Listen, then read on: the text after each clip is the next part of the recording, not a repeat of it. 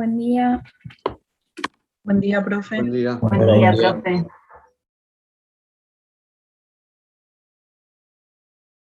Bueno, no sé si el profesor les comentó el examen, la fecha del examen, ¿se las dijo? Sí, 18.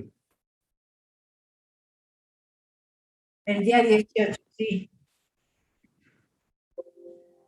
Creo que el 11 va a haber una clase medio de repaso con el profesor y sí, va a ser virtual el examen. Va a estar dividido en dos partes, una parte teórica y una parte práctica. La de teórica es múltiple choice o verdadero o falso, y la práctica seguro es un o ejercicio de cálculo de Van-y-Tir o de evaluación de un bono, como los que vimos en las clases. No va a ser muy distinto a lo que vimos en clases. Por otro lado, recuerden, si no hicieron ninguna modificación en la cartera durante octubre, háganlo esta semana. Después tienen que hacer otro cambio en noviembre y el 30 de noviembre tienen que entregar la cartera evaluada con los precios de cierre de ese día. Hola, profe. Buenos días. Nosotros Recuerden que el trabajo práctico de carteras tiene una ponderación del 20%. Así que es tan importante como el examen, como los trabajos prácticos que fueron teniendo durante el cuatrimestre. Aunque no hayan llegado al objetivo de rentabilidad del 80%, entreguen igual, porque tal vez no sacan los 20 puntos, pero sacan 15 o 10, más todo el examen y los trabajos prácticos, y pueden aprobar la cartera, aprobar la materia. Si no presentan la cartera, les va a ir 0 y no van a aprobar la materia, aunque se hayan sacado 10 en el examen. Así que no dejen de presentar la cartera, por favor. Profe, ¿usted Sí. recibió el cambio que hicimos en la cartera del grupo 7? Recibí todos. Ok. Sí, cuando les contesto recibido es porque leí la cartera, pero no quédense tranquilos. Y si les pongo solamente recibido es porque no les tengo que hacer ninguna indicación. Pero sí, yo los mails los recibo todos, tanto los mails como cuando suben las cosas por el campus directamente. Si no, cualquier duda yo les escribo, así que quédense tranquilos. Si no recibieron si solamente recibieron recibido o no recibieron nada porque me lo mandaban por el campus, es porque está todo bien. Cuando les tengo que hacer alguna indicación, porque tienen que hacer alguna modificación, porque hay algo que no está muy claro, les mando mail. Como ha pasado con algunos equipos.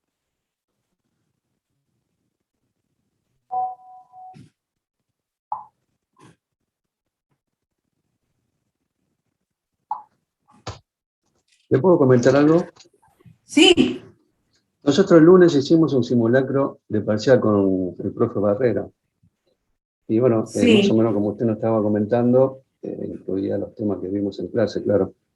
Pero hay algunos puntos que no quedan muy claros, digamos, en cuanto a la consigna. Entonces, por más que uno profundice en la teoría, a veces cuesta llegar un poco al razonamiento. Es lo que me pasa a mí y al grupo nuestro, ¿no? Porque este trabajo lo hicimos de lo que quedó de nuestro grupo, porque éramos varios, ahora somos mucho menos, pero lo hicimos y costó un poco el razonamiento. Así que espero que en el parcial no suceda esto, que nos genere tantas incertidumbres, digamos, en algunas consignas. Tratamos de ser siempre lo más claro posible, pero bueno, se nos puede, creo que va a estar el profesor Barrera durante el examen. Se puede consultar si hay algo que no está muy claro. Yo hoy también le traje preguntas para tipo, hacer un repaso general, preguntas tipo examen. Si quieren, o sea, si no tienen alguna otra duda, se las voy leyendo y las vamos contestando entre todos. En lugar de hacer como lo hace el profesor, que las contestan en grupo y las presentan, acá las vamos a contestar entre todos, que también está bueno porque se puede, dudas que tiene alguno de ustedes, las podemos ir contestando entre todos. Yo tengo una ¿Les pregunta, parece? pero, perdón, Sí. tengo una pregunta, pero no es de teoría. Quería saber si los simulacros eran obligatorios o necesarios para rendir el examen, o si son opcionales para que nosotros veamos cuánto tiempo nos lleva. No, los simulacros es como si fuese un trabajo práctico.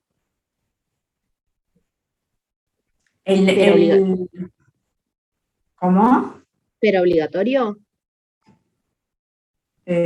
Sí, Bien, les sirve a ok. ustedes de práctica, pero me parece que más no es por el tiempo, porque para el examen generalmente son, como les digo, no es mucho a desarrollar, es multiple choice, y los que les lleva más tiempo es tal vez la parte práctica, que generalmente son 1 o 2 ejercicios, y la parte práctica la resuelven con un Excel, así que es plantear el ejercicio y resolverlo, va a resolver el Excel.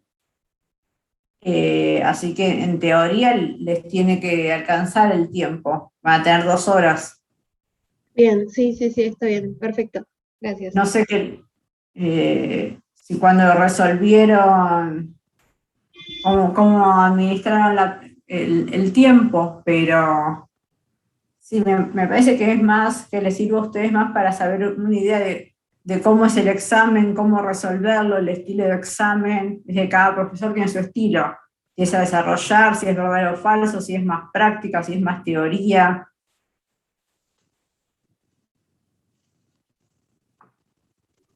Bien, perfecto. Gracias. No sé si el profesor les aclaró, generalmente en las preguntas de multiple choice, cuando responden mal se les resta algún punto. Por eso, bueno, eso se lo van a aclarar en el examen, pero generalmente hacemos eso. Por eso, si no están muy seguros, es preferible que se saquen 0 puntos que a que les resten.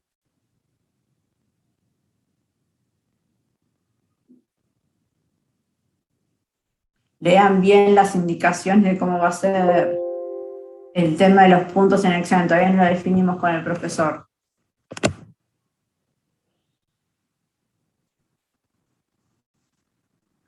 ¿Quieren empezar con las preguntas tipo parcial? ¿Les leo? Sí, profe. Sí, profe. Sí, profe. 1. Definidas la misión y visión de la organización, es necesario enunciar los objetivos que se persiguen, como por ejemplo, la obtención de mejores resultados, la mayor participación en el mercado o mejor calidad en los procesos. Por eso, el objetivo de la función financiera es A. Maximizar la evaluación de activos y pasivos y sus proyecciones. B. Analizar las decisiones teniendo en cuenta el riesgo y la incertidumbre mediante la tasa de rendimiento requerida. C. Maximizar el valor que tiene la empresa para sus dueños. D. Tener en cuenta la inflación en las decisiones financieras, sobre todo en economías como la Argentina. Y E. Maximizar los retornos de la inversión en el mediano y largo plazo. ¿Cuál es el objetivo de la función financiera? El objetivo de la función financiera es maximizar la evaluación de activos y pasivos y sus proyecciones.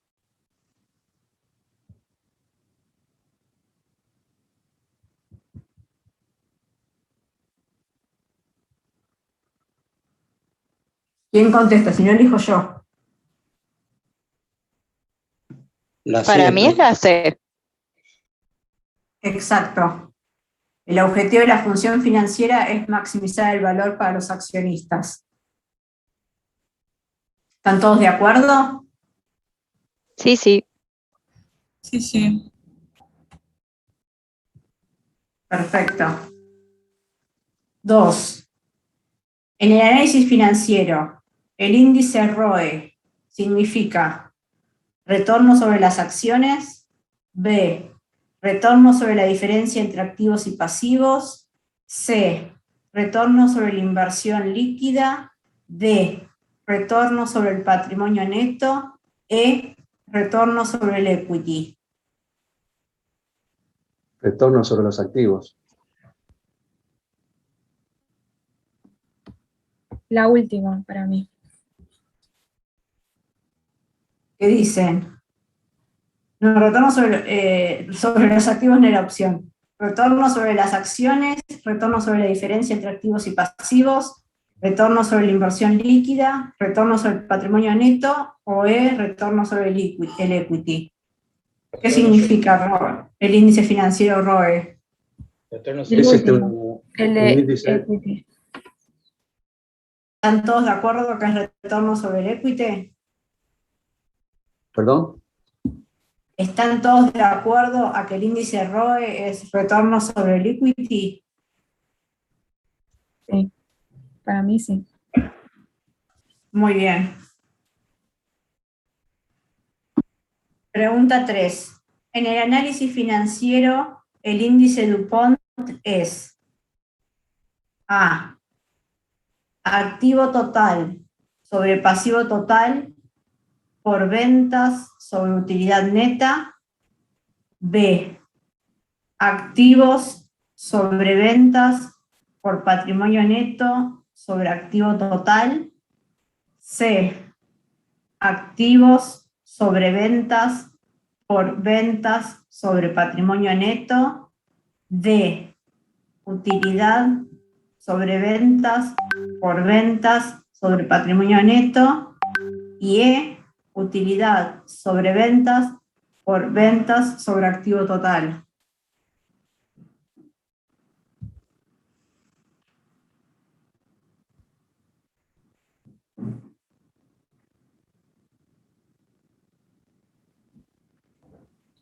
Utilidad sobre ventas por ventas sobre activo total. ¿Qué dicen los demás?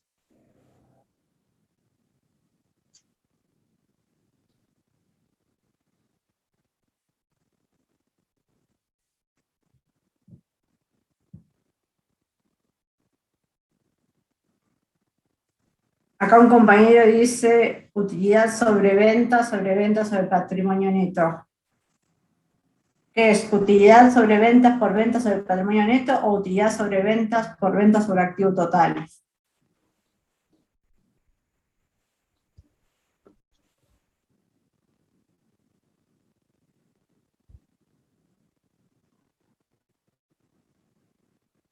¿Qué dice el resto?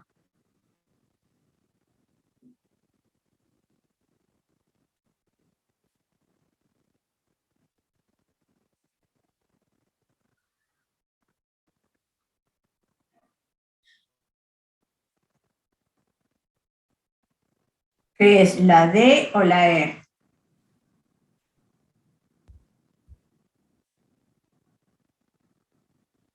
Yo creo que es la D.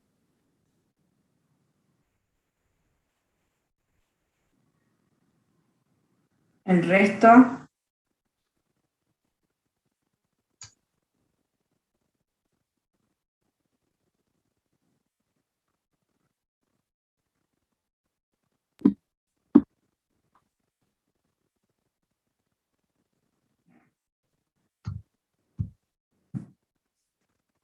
¿Qué dicen? ¿La D o la E? El índice DuPont es utilidad sobre ventas sobre patrimonio neto o utilidad sobre ventas por activo total.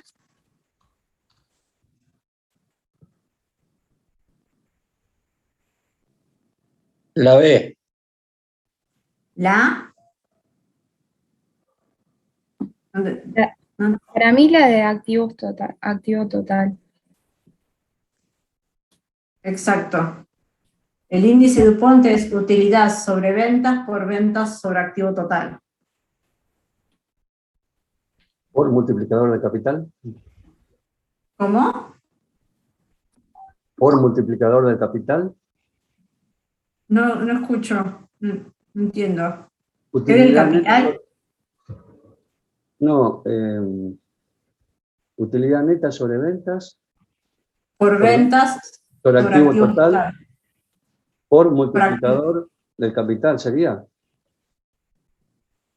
No, utilidad sobre ventas por ventas sobre activo total. Ah, ok.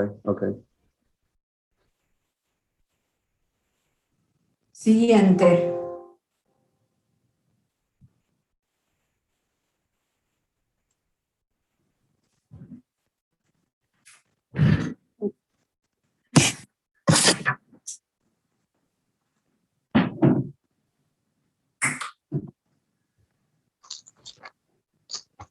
Pregunta 4. Un inversor que busca diversificar el portfolio.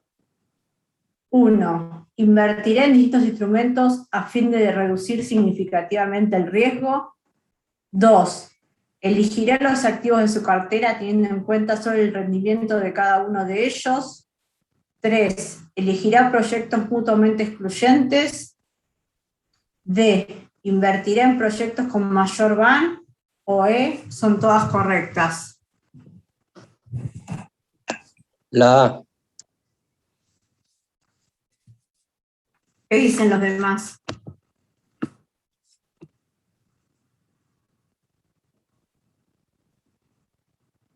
Un inversor que busca diversificar el portafolio, ¿en qué va a invertir?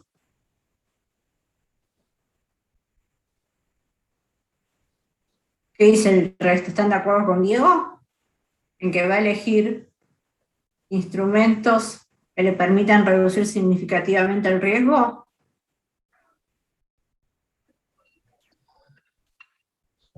¿Todos creen como Diego que es la respuesta A? Pero eso siempre que diversifique, profe. No que ponga todos los cartuchos en la misma Por bolsa. eso, un inversor que busca diversificar el portafolio. Todas son correctas, porque va a buscar, va a diversificar, pero con poco riesgo. Entonces,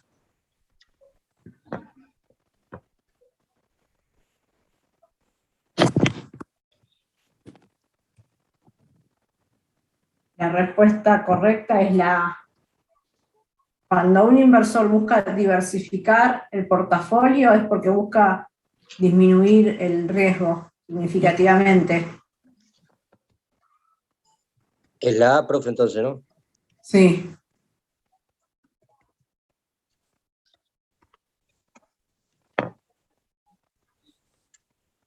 Si está eligiendo proyectos con mayor VAN, no está diversificando, porque a lo mejor todos los proyectos o los instrumentos que adquiere son del mismo tipo de activo, entonces no está diversificando.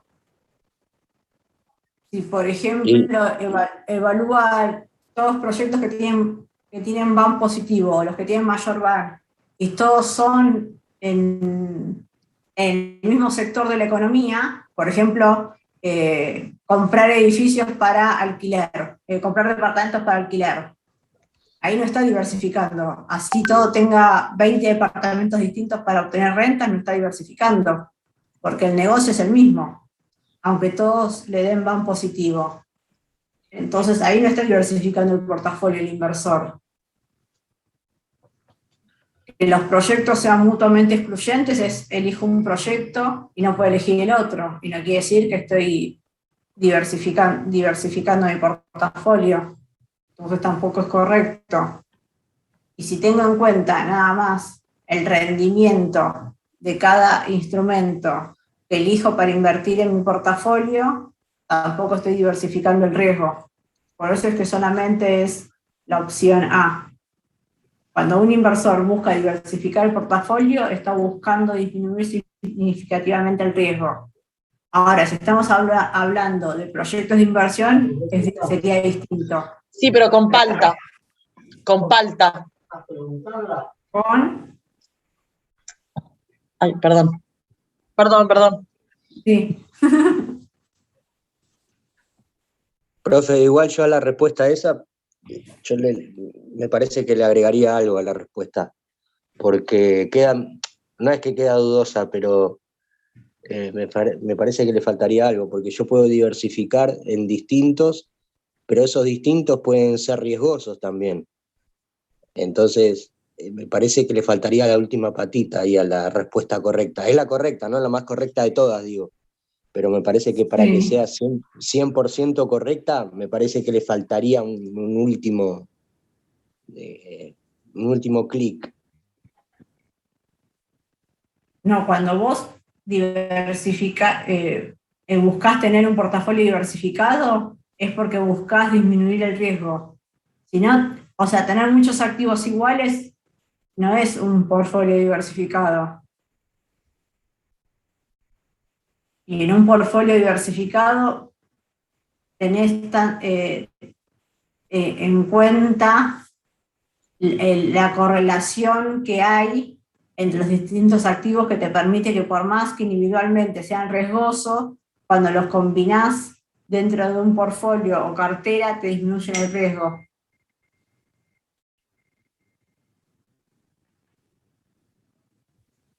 La diversificación no pasa por la cantidad, sino por la correlación que hay entre los activos que te permite disminuir el riesgo de la cartera. El tipo de activo sería. La correlación entre los activos. Vamos a suponer, yo siempre doy el ejemplo, cuando yo era chica, las heladerías abrían solamente en verano, no se vendía helado todo el año. Acá Carlos se va a acordar. Y en invierno vendían chocolates. Era así, cierto. Porque la gente no tomaba helado todo el año. Entonces ahí la heladería estaba diversificando el riesgo, porque si, como en invierno no se vendía helado, la gente no consumía helado, iba a tener que tener la heladería cerrada o abierta sin ventas. Entonces tenía dos actividades que la correlación era negativa, porque si hacía frío se compraban chocolates, si hacía calor se tomaba helado. Y eso diversificaba el riesgo, disminuía el riesgo del negocio.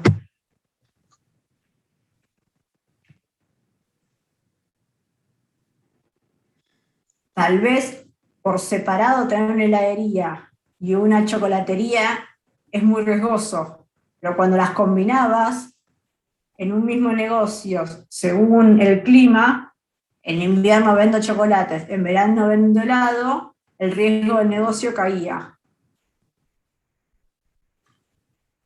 Esa es una típica diversificación del riesgo. Es como vender paraguas y protectores solares, no sé. Si hay sol, vendo los protectores solares y todos los productos en relación a la pileta y a la playa, y cuando no hay playa porque llueve, te vendo paraguas y pilotos. Entonces ahí disminuís el riesgo del negocio. En cambio, si tengo un negocio solo que vendo pilotos y paraguas, voy a trabajar los días de lluvia nada más, y los días de sol no va a venir ningún cliente a comprarme. Y si vendo nada más productos relacionados a el protector solar, trajes de baño, productos para la pileta, bla, bla, bla, voy a vender nada más en el verano cuando hace calor.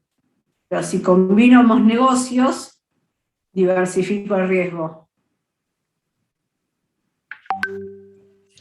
Si ¿Entienden la diferencia en diversificar? ¿Cómo, Dante? Sí, si compro CDRs y acciones, pero de las dos del mismo rubro, ¿estoy diversificando? ¿O compro Alúa y compro CAT?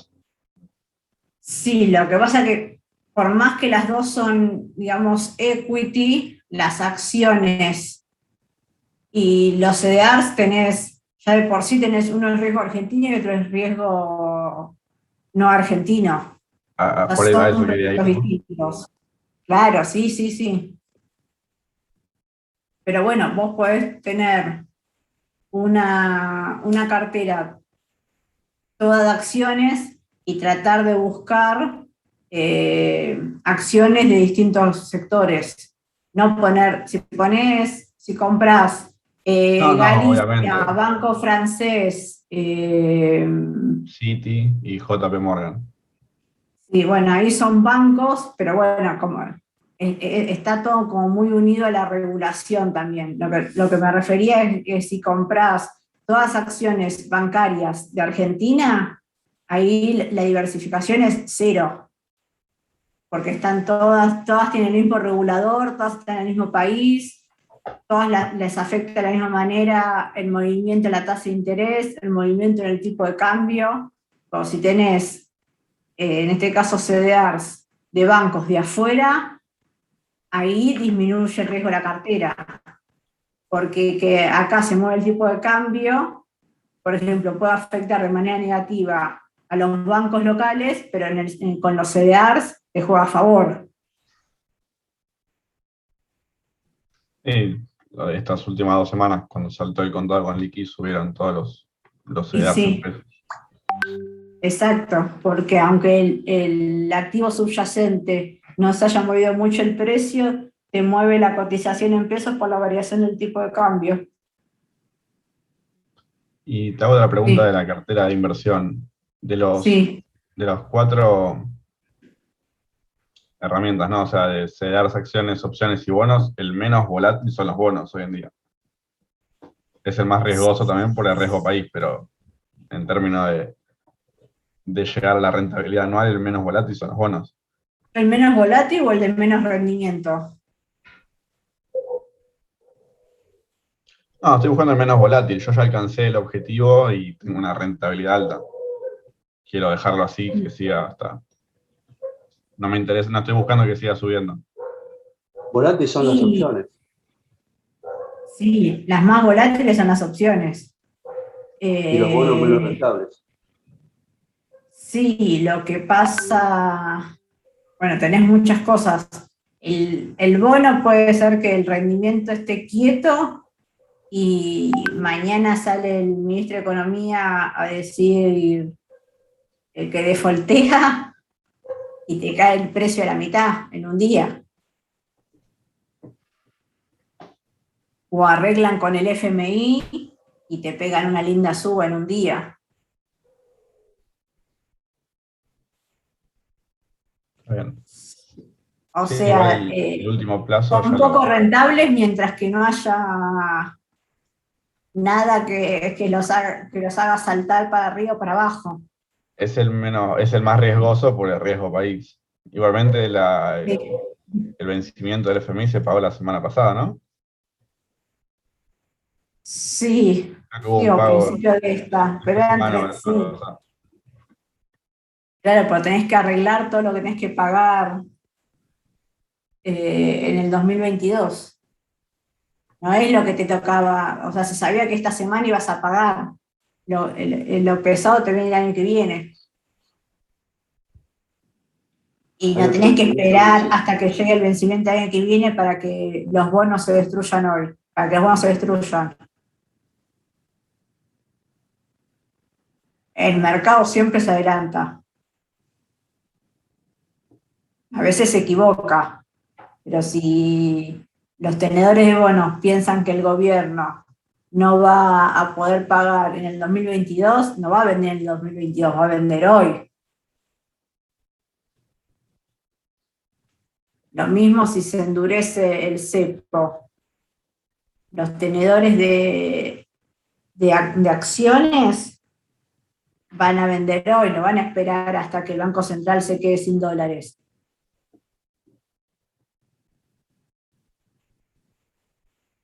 ayer los ADR tuvieron una suba importante. Sí, pero no No lo tenemos sé presente. no sé por qué. Bueno, eso repercute por el tipo de cambio, repercute en las acciones acá Argentina, ¿no? Sí. Porque tiene que haber una relación entre la cotización en Argentina y la cotización de los ADRs. Profe, una No, pregunta. no hubo Para ver algo si- puntual. Sí. una pregunta, profe, a ver si usted piensa lo mismo. Cuando sube el dólar, ¿bajan las acciones? Depende, porque si es la acción de una empresa exportadora, se beneficia con la devaluación del peso. Todo depende cómo el dólar le pega a los insumos o a los ingresos, o en qué sector de la economía se mueve. Pero generalmente eso no sé si para usted lo mismo. Digo, si piensa lo mismo, pero como que se cumple mucho eso, no sé por qué.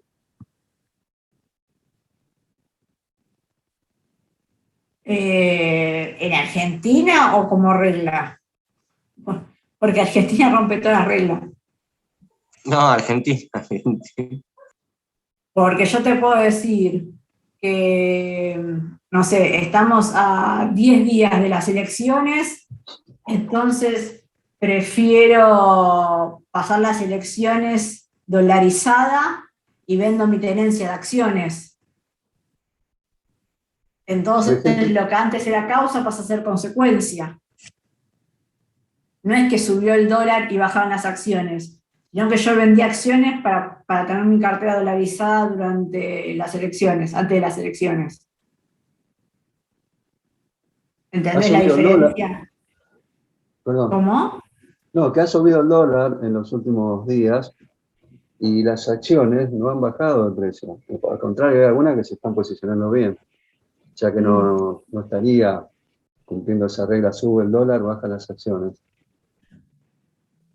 En todo caso, tenemos que apuntar por el lado del ADR cuando sube, por ejemplo, el riesgo país, que ahora está subiendo mucho también, pero tampoco se cumplió porque está subiendo el riesgo país y los ADR tuvieron una suba interesante ayer. O sea, todo medio como que las reglas se están desvirtuando un poco.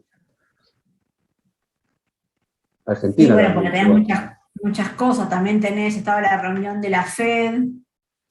Por eso te digo, y tenés las elecciones acá, y qué es lo que se espera, independientemente de que gane o pierda el gobierno, si después de las elecciones van a flexibilizar ciertas regulaciones o van a haber más regulaciones independientemente del resultado de las elecciones de medio término. Y por eso te digo, a veces, te repito, sube el dólar, que es la causa, y la consecuencia es que bajan las acciones, y a veces al revés, vendo acciones para estar dolarizado. Entonces la causa de la suba del dólar es la venta de acciones. Profe, la voy a poner entre la También espada y la hay, pared. Escúcheme, la voy a poner entre la espada y la pared. Fin de noviembre, ¿qué precios piensa que tiene el dólar? ¿cuál de todos? Blue. El blue.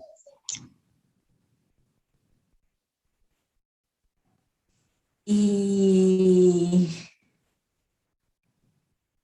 yo creo que arriba de 200 seguro. Puede ser que llegue a 210, 220, la verdad no sé.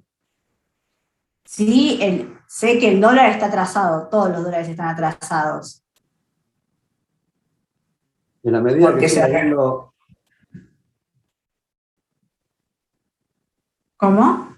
no digo, en la medida que siga habiendo la emisión monetaria, eso va a empujar la cotización hacia arriba, porque no olvidemos que el respaldo que tiene el dinero circulante son las reservas.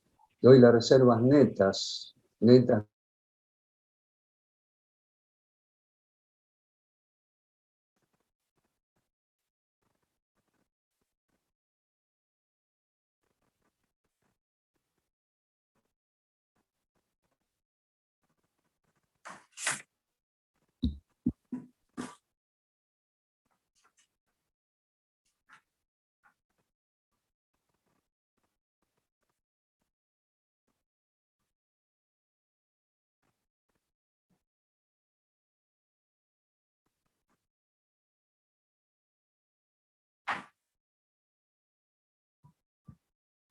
Carlos, estabas hablando. Se cortó. ¿Qué decías? Sí, no, decía que las reservas, las netas, en estos momentos, están arriba de los 2.500 millones de dólares, o sea que es muy poco, muy bajo, como para contrarrestar eh, esa emisión desbocada que hay. Por lo tanto, yo creo que el dólar paralelo creo que está demasiado bajo, a 200, un desastre lo que digo, pero es cierto. Si quieren reacomodar un poco, cosa que dudo que lo hagan, creo que el dólar real, el paralelo debería estar cerca de los 300, por eso sería una locura. Así que lo van a tratar de acogotar hasta que dé, hasta que aguante.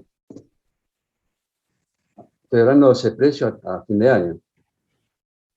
Pero igual no nos olvidemos que el paralelo, primero que es el acceso, el dólar que tenemos acceso todos, Sí. y segundo que es 100% oferta y demanda.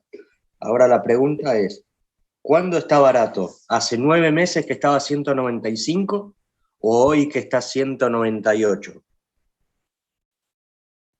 No, está mucho más barato a 198 hoy.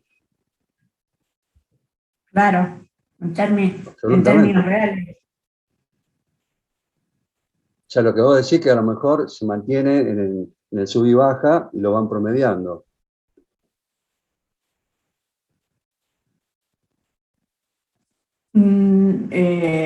Hay dos cosas. Por un lado, la inflación mensual todo este año o los últimos 2 años se movió cercano al 3%, y la depreciación del tipo de cambio se movió al 1% mensual. Esos son dos variables que en economía tienen que ir de la mano.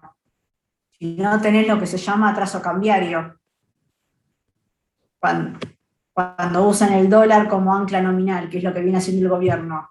En algún momento, por las buenas o por las malas, el ritmo de depreciación del tipo de cambio alcanza el ritmo de inflación. Eso es de manual. El MEP Más de un saque o en varios pasos, haciéndolo el mercado o haciéndolo el gobierno, eso siempre pasa, antes o después. No sé si para decirte que si va a ser el 15 de noviembre o va a ser el año que viene, pero eso siempre pasa, porque las variables, si no hay una incongruencia en las variables económicas. Y por otro lado, como dice Carlos, al ritmo de la emisión, aparte de que no haya el respaldo de los pesos, la gente cuando tiene muchos pesos en la mano, se los quiere sacar de encima. O va al supermercado o compra dólares, pero nadie ahorra en pesos. Y eso también pone presión sobre la demanda de dólares. Y no se olviden que ahora viene el verano, que siempre crece la demanda de dólares. En el verano había una demanda de viajes al exterior contenida por el COVID, que este año va a pegar. Viene, hay una super emisión, viene el aguinaldo en diciembre, vienen las fiestas. De por sí, toda la vida, fin de año, entre las vacaciones y el aguinaldo, fue un mes donde siempre la demanda por dólares crece.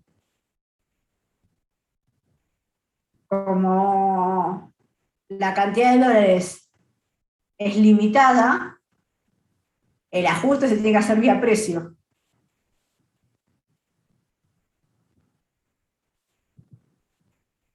Lo que yo no te puedo decir es cuándo va a suceder el ajuste del tipo de cambio y de qué manera. Yo sé que el gobierno intentó que el tipo de cambio esté fijo, tranquilo hasta las elecciones. Después no sé. Pero el dólar está barato en Argentina. Y eso repercute en todas las decisiones que tomamos como inversores o como consumidores y en las expectativas que tenemos y cómo tratamos de adelantarnos a las decisiones.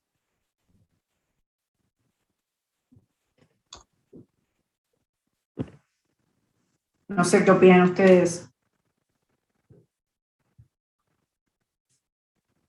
Pienso que estamos en una situación límite, muy complicada, porque no se puede estar tirando todo el problema para atrás y no resolverlo, que las cosas sucedan día a día. Es muy dinámica la economía argentina y las necesidades son para ayer y no para hoy, o sea que estamos siempre caminando hacia atrás para dar un paso y retroceder 5, o sea que después de las elecciones, bueno, uno ha tenido experiencias con respecto al tema del dólar, así que yo no veo que se cambie mucho de lo que ya ha pasado anteriormente. Esto va rumbo a un problema serio, más de lo que pensamos. Sí. Si mirás las variables, independientemente digamos, de lo ideológico, digo, estrictamente las variables económicas, lo que es la brecha cambiaria, el nivel de inflación, las tarifas pisadas, bla, bla, bla, esto es el 75. Sí. Que incluso es peor, porque en el 75 el nivel de pobreza y de desempleo era bajísimo. Y no venías de 2 años de tener COVID, con la economía mundial y la economía local frenada. Tal vez la mayoría de los chicos ni siquiera habían nacido cuando fue el Rodrigazo. Pero me parece que las variables económicas se parecen más al Rodrigazo que al 2001.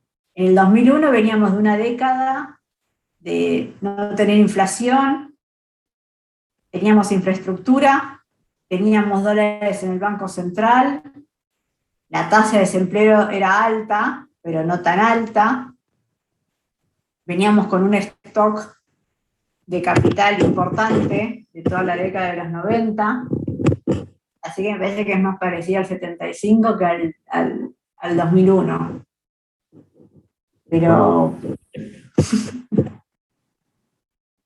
Pero bueno, nunca sabés ni cuándo ni de qué manera se van a mover las variables. Bueno, ¿cómo se van a mover las variables? Sí, porque tienen una sola manera de moverse, casi. Pero bueno, yo pensé... Vamos todos a dolarizarnos. Y si tenés la oportunidad, yo siempre digo, o compras dólares o te vas al supermercado. Y hasta ahora lo que más te sirvió es ir al supermercado antes de comprar dólares. Porque los precios se mueven por 5, por 10% mensual y el dólar está quieto casi. Profe, cambiando de tema, ¿usted hace la parte práctica, la hace usted? No sé cómo vamos a hacer. Depende de qué es lo que me pida el profesor. A veces hago, como generalmente hay 2 ejercicios prácticos, uno lo hago yo y otro lo hace el profesor, y también nos dividimos la parte teórica.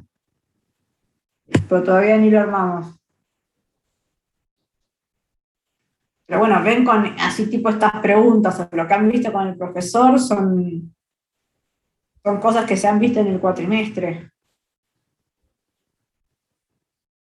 ¿Quieren seguir haciendo? Yo le pregunto, profe, porque me parece que usted está más en sintonía con la parte práctica, o sea, como que nos lleva más al día, ¿no? Sí, pero han hecho ejercicios con prácticos también con el profesor. Bueno, la mayoría de los trabajos prácticos tienen práctica, ¿no? De lo que le da el profesor. Sí, eso no sé, eso depende de todos los cuatrimestres, cómo nos organizamos nosotros dos, o qué es lo que me pide el profesor Barrera que le pase. Ok, pero va a estar en esa sintonía, van, TIR, algo de bono, ¿cómo estar hablando de eso? Mirá, generalmente un ejercicio de Van y TIR tienen varios proyectos de inversión, los tienen que evaluar y hacer un ranking. les va a pasar que tal vez haya incongruencias evaluándolos por Van y por TIR y que tengan que calcular la tasa de Fisher. Es así como tipo un ejercicio típico de examen. Y cuando es un ejercicio de bonos, les pedimos que calculen el precio de un bono y que lo comparen con el precio del mercado para ver si les conviene o comprar o vender, de acuerdo al precio teórico que ustedes calculan y comparándolo con el precio del mercado. Esos son como así tipo ejercicios típicos de examen. Ok, pero no va a haber, profe, ninguno raro. Me acuerdo que hubo uno de unos bonos que se vendían, decía, se vende a los 3 meses, a los 6, a los 3 días. Ese era medio como rebuscado, digo. Ese tipo de cosas no va a haber. Y no sé.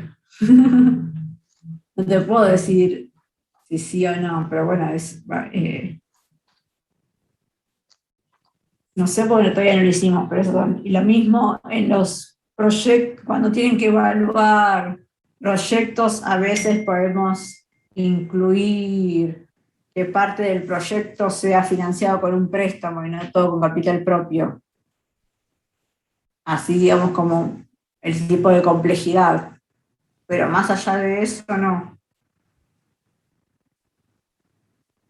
Esos son los típicos 2 ejercicios de examen. Evaluación de proyectos de inversión y cálculo del precio de un bono.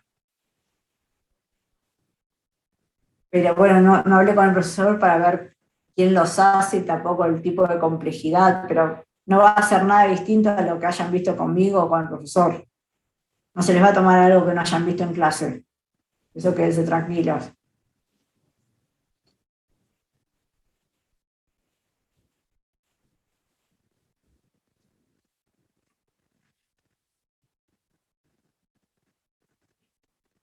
¿Quieren hacer 2 preguntas más?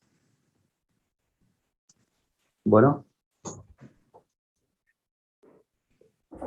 Los accionistas esperan ganar un rendimiento cuando invierten en acciones. Por eso, A. Esperan la asamblea de accionistas para cobrar sus dividendos. B. Solo obtienen ganancias por medio del aumento en el precio de las acciones. C. La opción A y B son correctas. D. Se involucran en la gestión para cobrar honorarios por ser directores. E. Depende si se tratan de inversores individuales o inversores institucionales. ¿De qué manera obtienen rendimiento los accionistas? Cuando cobran dividendos, cuando aumenta el precio de las acciones, cuando cobran dividendos y aumenta el precio de las acciones, cuando cobran honorarios como directores, o depende si son inversores institucionales o individuales. ¿De dónde proviene el rendimiento de un accionista? Las últimas 2 no son. Exacto. El rendimiento del accionista va a estar determinado por el aumento o no de las acciones. El precio de las acciones. El precio de las acciones. El rendimiento. ¿Solamente por eso? No, bueno, el rendimiento de las acciones va a ir, por supuesto, de acuerdo al funcionamiento que tenga esa sociedad donde él tiene su inversión y está ligado con los dividendos, que seguramente serán importantes. Si las acciones están para arriba, los dividendos seguramente van a ser también importantes. Entonces, ¿cuál es el rendimiento que espera ganar un accionista? ¿De dónde proviene? Del cobro de dividendos y de la apreciación en el precio de la acción. Sí. Entonces, la es la C, la A y la B son correctas.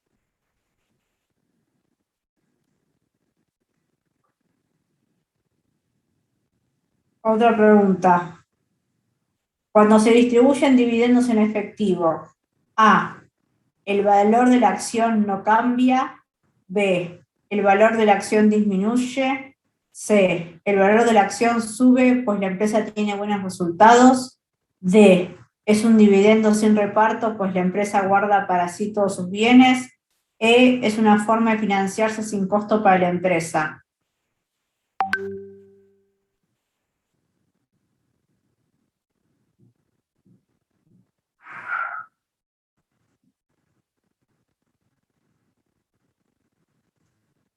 El pago de ¿Puede dividendos... repetir, profe? ¿Puede repetir? Sí. Cuando una empresa distribuye dividendos en efectivo. A, el valor de la acción no cambia.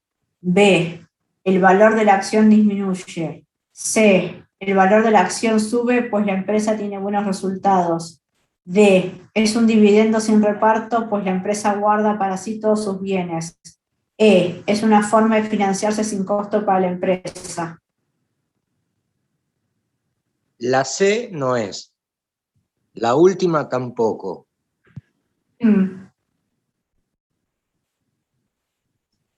Después de repartir, lo que tienden a bajar siempre los precios de las acciones. No sé si porque reparten, pero siempre vi esa tendencia. Ah, bueno, lo viste en la práctica, pero En la práctica. Claro, en teoría, ¿por qué pasa eso?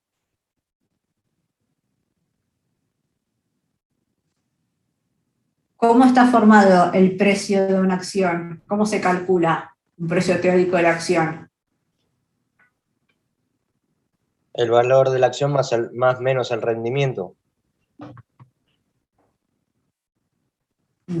No, Claro.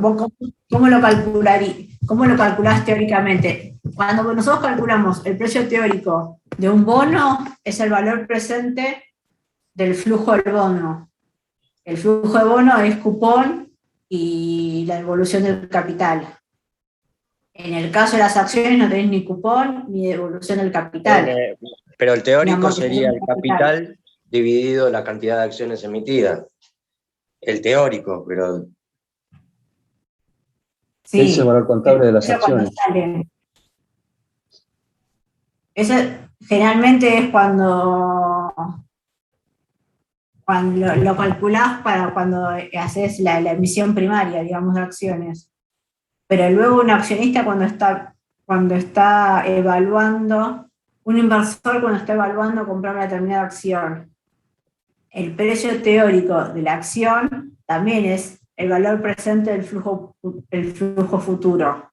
Y el flujo futuro es el dividendo que espera cobrar en distintos periodos, más el valor presente del precio al que espera vender la acción en algún momento. Entonces, si dentro del precio está el valor presente de los dividendos, cuando se cobra ese dividendo en efectivo, ese valor presente del dividendo desaparece el precio del bono, el precio de la acción, perdón. Por eso es que cuando se hace efectivo el pago del dividendo, el precio de la acción cae en la cotización. Si nosotros vemos que una acción está cotizando 10 pesos, precio de cierre de ayer, y hoy la empresa pagó 3 pesos de dividendo en efectivo, hoy la acción abre a 7. Después lo que pase durante el día es otra cosa, pero la acción abre a 7. Profe, Es lo que se llama precio ex renta. profe, una Ex pregunta. dividendo. Sí. Cuando la empresa decide o la sociedad decide distribuir dividendos, es producto de ganancias líquidas realizadas. Significa que hubo utilidad necesaria como para repartir. Por lo tanto, los dividendos, en el momento que se declara la distribución, pasa a ser un pasivo para la empresa y después pasa al resultado en el momento que se hace efectivo. Entonces, el pago de dividendos va al resultado.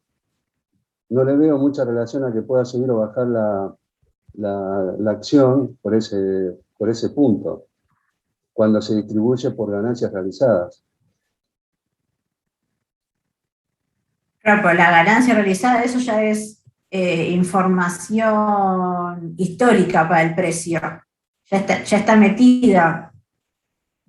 Cuando se decide pagar dividendos, por ejemplo, una acción vale, de vuelta, 10 pesos.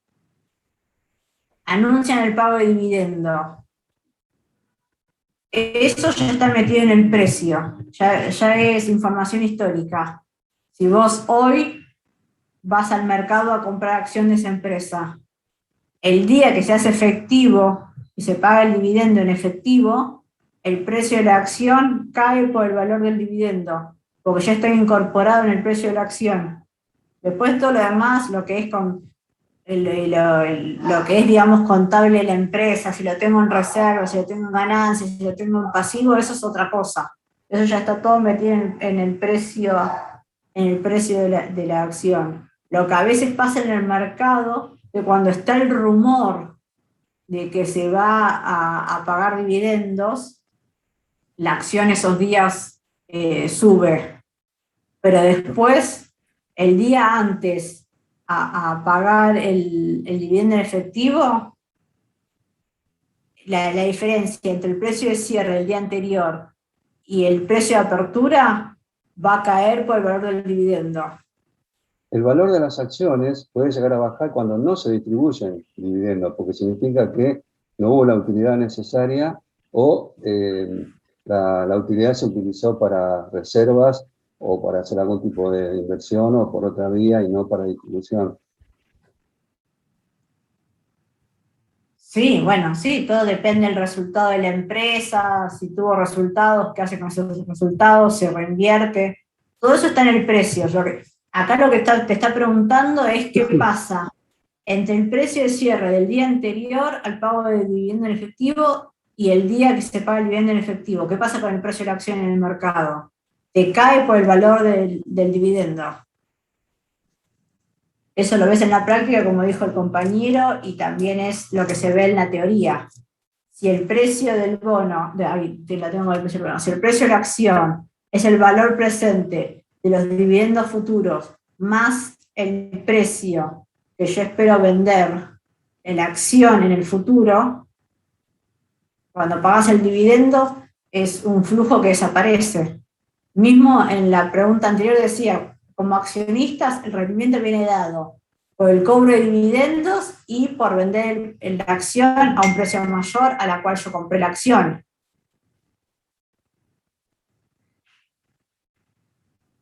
Por eso cuando se paga el dividendo es un flujo dentro del flujo de fondos esperado del accionista que desaparece, y por eso cae el precio por debajo. En el caso de los bonos pasa lo mismo. En el precio de los bonos está incluido el pago del cupón y la amortización de capital.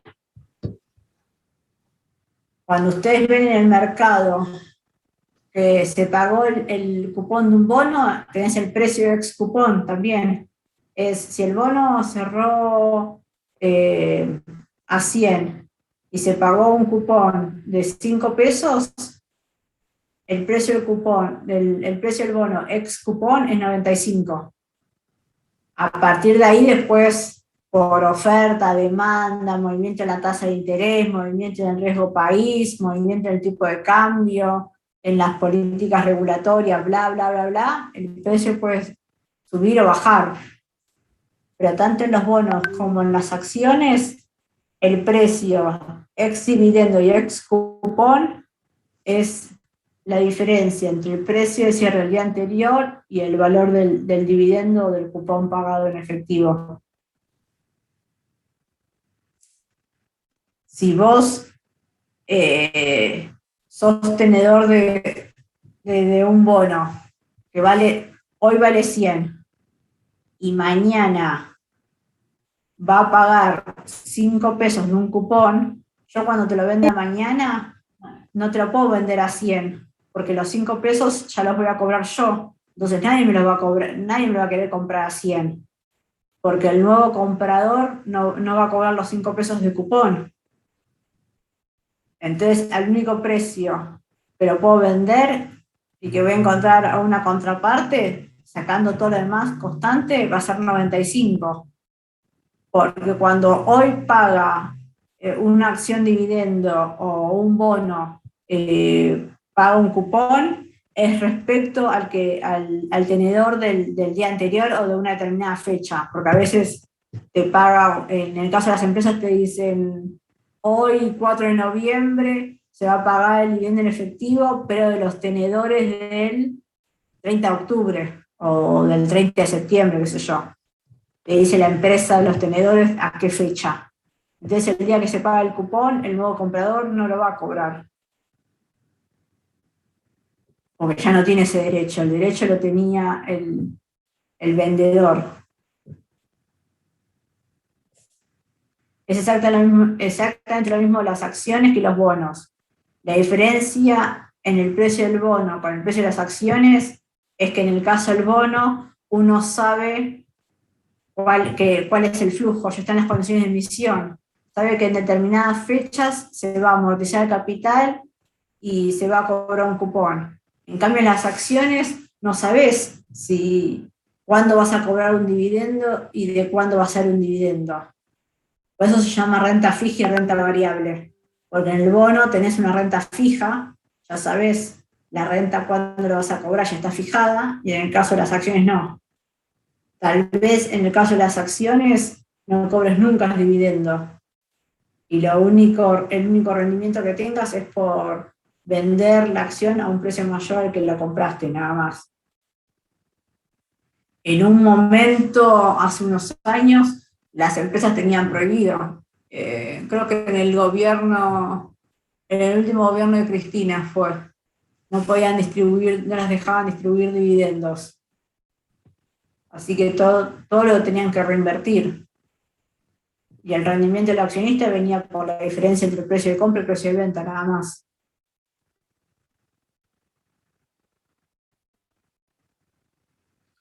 Así que tanto cuando se paga un cupón como cuando se paga un dividendo, el precio del activo cae. Se llame bono o se llame acciones.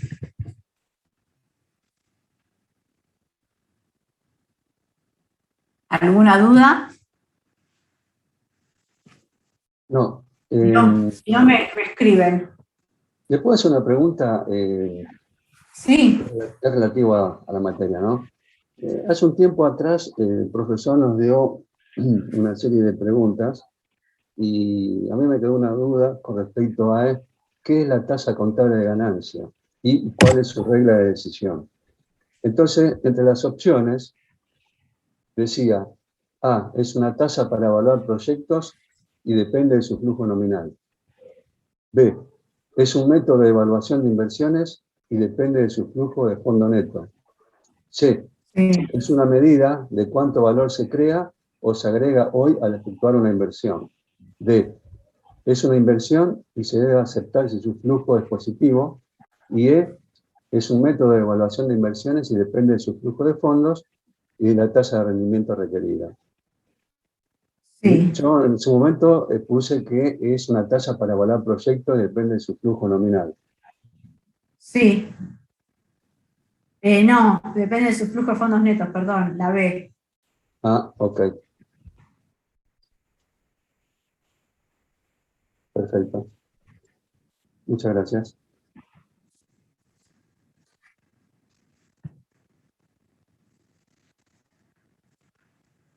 Cualquier duda que tengan me preguntan por mail. Y yo les contesto, tal vez no el mismo día, pero en la semana yo les contesto. Y recuerden hacer los cambios en la cartera y el 30 de noviembre evaluarla. Y mandarla, ¿no? Evaluada con una conclusión. Nosotros estamos haciendo una evaluación semanal. ¿Una? Una evaluación semanal. Pero porque haces cambios, no. Lo estás evaluando para ver. Hicimos un par de cambios ahora sobre el cierre, pero vamos viendo cómo venimos con respecto a la inversión en forma semanal, para tener una idea de cómo estamos parados. No, sí, perfecto, obvio. Sí, no se puede tener una cartera y no mirarla. No te digo que la mires Entonces, todos los días, pero sí. cuando llegamos al cierre, por ejemplo, el mes pasado, vimos cómo estábamos parados y ya sabemos qué es lo que teníamos que cambiar, qué teníamos que comprar y qué vender. Exacto. Mm, sí. Igual Argentina es tan volátil que a lo mejor lo que era bueno invertir en septiembre no es tan bueno invertir en octubre. O que hay mucha información que modifica la evaluación de los activos financieros. Pero sí, me parece que uno teniendo en cuenta el ritmo de evaluación y el ritmo de inflación, y qué es lo que está pasando y qué es lo que se espera, me parece que la dirección es siempre la misma sobre dónde posicionarse.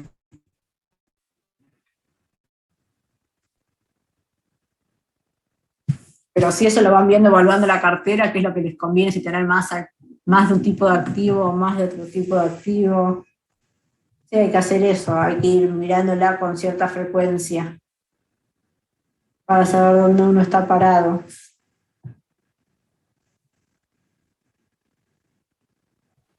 ¿Alguna otra pregunta? Profe, ¿alguna otra pregunta tiene ahí para agregar? No. Traje así preguntas tipo examen, pero bueno, son más o menos así de ese estilo. Más todo lo que vieron con el profesor, y creo que el 11 todavía van a tener otra clase tipo simulacro, examen, o de consultas con el profesor, creo que me dijo. Así que bueno, a medida que van repasando y viendo los temas para el examen, me escriben.